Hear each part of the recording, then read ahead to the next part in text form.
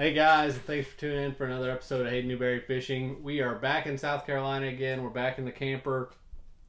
Just wanted to start out, remind you guys to send your tournament stories to h.newberryfishing@gmail.com.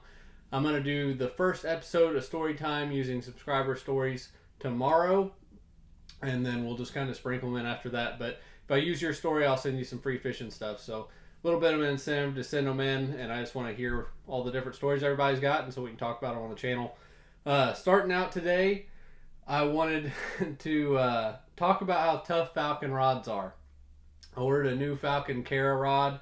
It's getting that time of year. Ordered one that I can throw a spinnerbait on, and well, this is what it showed up in. It was not from Falcon. I'm not going to say the name of the company because I don't really know if necessarily they packed it, and obviously they didn't do this to it in shipping.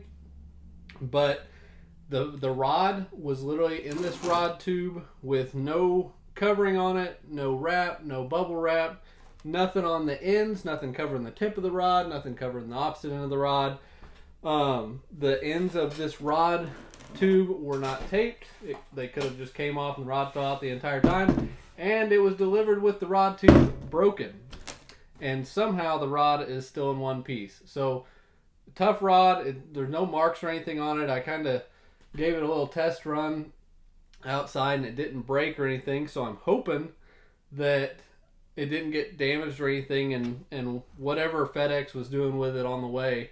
But yeah, just wanted to give a shout out to Falcon Rods for making a solid rod, because it takes one to survive whatever they did to it. So I'm going to set this out of the way and we'll get to what we're actually talking about tonight. So the topic for tonight, because we are getting into that springtime tournament season, I wanted to talk about what I do during practice to minimize my impact while I'm pre-fishing on the areas that I'm pre-fishing. So a lot of people will shake them off. They will bend in their hooks. They'll just completely switch areas after they catch one out of it. I obviously like to sample the product a little bit. I don't want to set the hook on every single fish in there, because it will alter how many bites you're going to get if you just go in there and jack every single fish that bites. But I am a believer in sampling the product and at least looking at the fish that are biting to make sure that you're not crazy. If you're up north, make sure you're not catching a bunch of pike. If you're down south, making sure you're not catching drum or catfish or any scenario along those lines. But we are going to focus on what I do when I'm shaking off fish. Obviously, I'm going to use chatterbait as an example in this video. I do it with my jigs, spinnerbaits. This is actually a big blade, Z-Man big blade chatterbait. If you're using a jackhammer that is, $15 bait, any lure that you're using, you don't want to bend in the hook on one of your favorite baits right before the tournament, especially because sometimes you have a limited amount of them. But you also don't want to stick the fish or risk one holding on to it, getting itself hooked. It's just a problem. So something I learned that I don't know why it isn't practiced more. I've heard a lot of really experienced guys still talk about that they bend in the hooks on expensive baits. No need for it. So what I do, and half of you people watching this already know about this because it's not a huge secret, but I also know that there are a lot of people that don't know about it still. So I'm going to keep spreading the word, because it's better for everybody that fishes the tournaments that this happens. The less fish that get stuck anywhere before a tournament, the better off we are. So you take a bobber stop. These are right here. I've used quite a few of these. These are some 6-cent bobber stops. Any of them work. These are just some that I had laying extra in my boat. I usually just pick them up cheap at tackle stores everywhere. I'm not a bobber stopper connoisseur. So, see the hook point, bobber stop, take it. Any hook works. You push it on the end of the hook. If it's a big hook like this, obviously it helps if you have some pliers or something. But you just ram it down on there. And you know what? You won't spook a fish with that on there. That is a rubber tipped hook.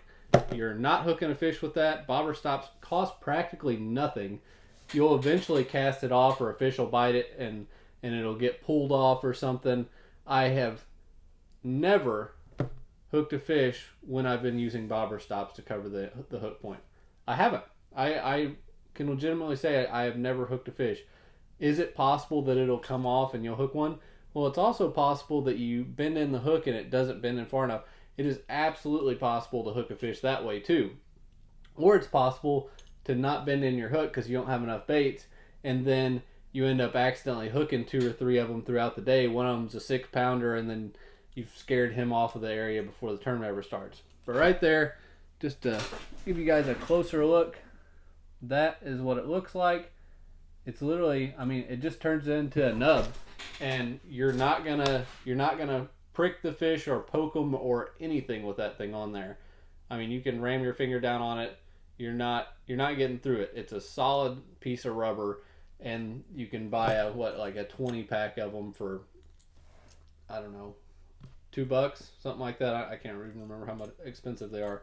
But anyway, I hope that tip helps everybody out. I am a firm believer in shaking off fish before tournaments, because I've actually, if you haven't watched it, I actually have a video out where I confirmed that I did catch a fish 3 days before a tournament. You know, early in the year, a lot of times when they have the spots on them, I caught one in my practice video that had some spots on it. There's a fly in here.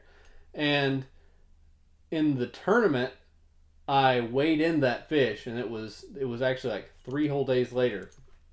So, if you're catching the same fish that you've caught 3 days before in practice, there's totally a chance that you can wear out an area the day before a tournament, because those are the same fish that you're possibly dealing with in those areas that have seen your bait before. If they've been caught by it before, you can scare them off from that. And I mean, anybody knows also that if you go through an area in a tournament and kill them in it, that it's never going to get better. It's always gonna get worse when you go in there and you hammer on a bunch of fish day after day after day, especially if you're doing it leading up to a tournament. But anyway, hope that helps you guys out. Hope it's a useful tip for everybody. Thanks for watching the video. Subscribe to the channel and stay tuned.